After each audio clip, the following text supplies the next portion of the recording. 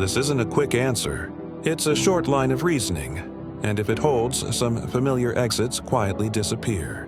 Most people believe moral obligation is real, not as poetry, not as tradition, as something that binds. You shouldn't lie. You shouldn't betray trust.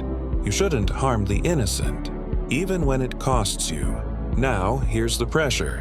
If moral obligation is real, it cannot come from preference. Preferences can be ignored. Obligation cannot. You can disagree with taste. You cannot opt out of responsibility. So, where does obligation come from? Here's what won't work. Society can describe rules, but it can't create binding authority. Biology can explain instincts, but instincts don't issue commands. Consensus can change. Obligation does not.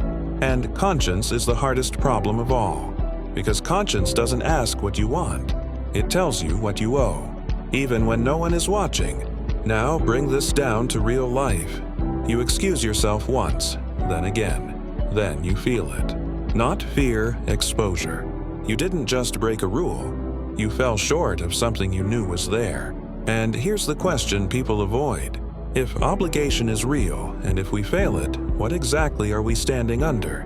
This is where options start disappearing. Because obligation implies authority. Authority implies a lawgiver. And a lawgiver implies someone personal enough to command, judge, and forgive.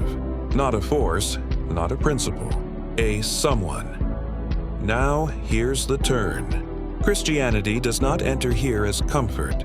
It enters as explanation. It claims that the moral law is not an idea.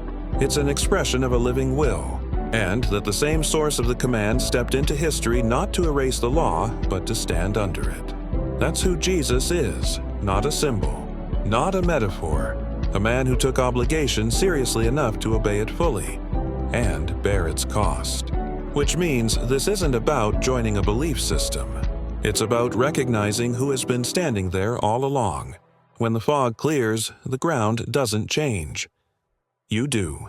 And in the next video, titled Why Grace Only Makes Sense After Judgment, we'll face the one part of this people most try to soften, and why it can't be removed without collapsing the whole thing.